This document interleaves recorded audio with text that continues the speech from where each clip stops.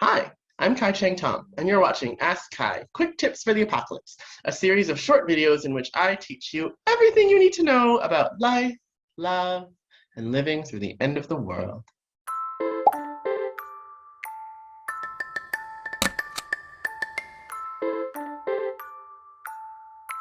So today's question comes from somebody who writes to us, I came out as non-binary a while ago, but my family is still struggling to remember my pronouns. Is there anything that I can do about this?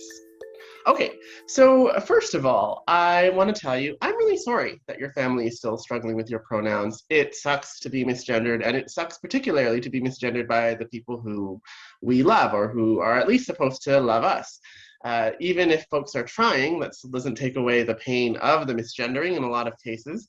And especially if you've done it a while ago and you've already had the conversation, it can feel really frustrating or maybe even just confusing when somebody still doesn't really get it right.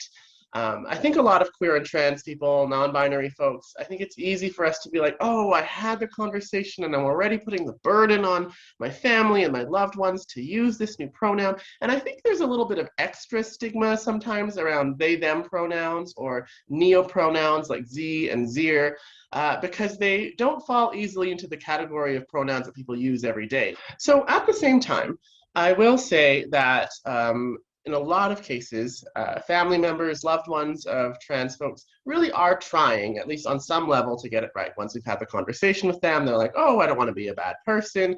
And I think what we want to aim for is like a blend of like patience and gentle compassion, but also like really holding boundaries and letting people know how important it is that they get our pronouns right. So I might suggest, if you're comfortable with it, having the conversation again with your family, maybe 2 or 3 more times if you're feeling okay with that. Because sometimes it takes a while for it to really sink in. I have noticed that people don't know when they're making mistakes with pronouns, especially cis folks who aren't so familiar with queer and trans culture. I've worked with a lot of parents, for example, in my life of queer and trans youth, and I'll be doing an interview with them, and they'll be saying, the incorrect pronoun like 100 times in the interview, and then I'll gently point it out. I'll say, oh, I've noticed you've used this incorrect pronoun throughout our hour-long interview. And they'll say, no, I wasn't. I did not. So sometimes they don't know, and it can be important to remind them. And in some cases, people will get defensive and say, "No, you're overreacting." And then we can do fun little things sometimes.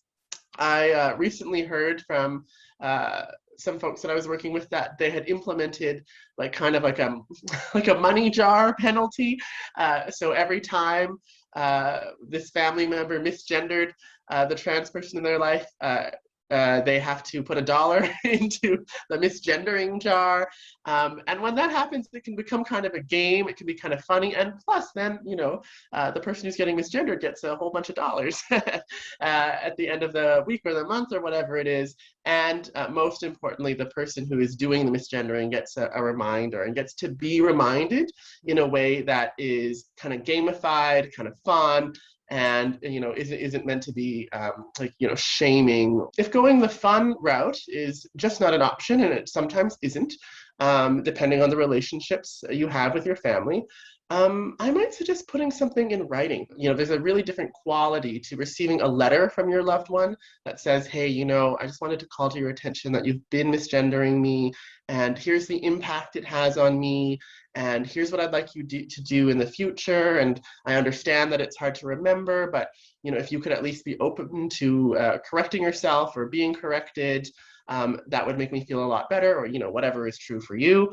I really think there's something powerful and important about letters, especially letters that are printed out or handwritten on paper, right? And especially for folks who are millennial aged or older, there's a certain weight to receiving a letter in the written word that doesn't always come from verbal communication. I wouldn't necessarily suggest texting.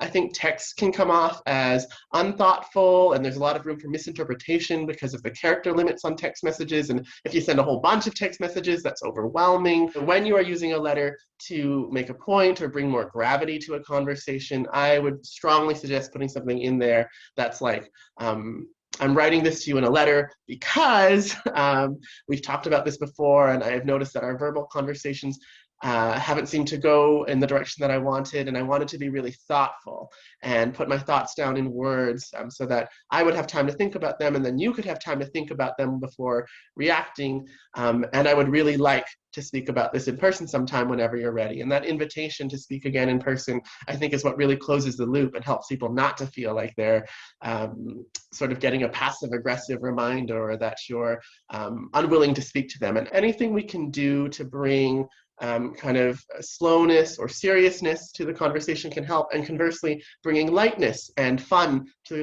the conversation can also help. We can sometimes drop in suggestions for folks, like I often suggest that people practice using correct pronouns in the mirror or looking at a photograph of the person they love. It feels silly. It always kind of feels silly or weird at the time, but it can be really, really helpful just to use the pronoun over and over again. There are games that people can play, speaking to someone other than the trans or non-binary person in question. They can just practice telling stories about trans and non-binary people they love using the right pronoun, and having the person listening catch them every time they make a mistake. That's a pretty fun one. Little exercises like that. Like, it takes work to change our habits. And when we've known someone for a long time, it becomes a really ingrained habit to use their previous pronouns. So yeah, it takes time, it takes practice, it takes dedication and intention. And sometimes with practice and intention, people notice that it's not actually forgetting or habit. There's an emotional reason that they're still using the previous pronouns. And so that's something that then they can go to a counselor or a therapist to work out, on their own and not with you. So all this to say, there's a lot of different things you can do. I wish you luck. Now, sometimes change doesn't come at the speed that we would like. And in that case, I just have to remind you and all the listeners and viewers out there that that's not about you. It's not about you being invalid, or that you haven't had the conversation well enough, or that you're not educating good enough.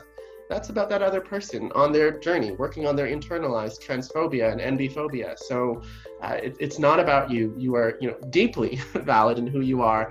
Okay, that's it for today. You've been watching Ask Kai, quick tips for the apocalypse. Stay safe, wash your hands, get your first or second dose of the vaccine, have yourselves a hot person summer.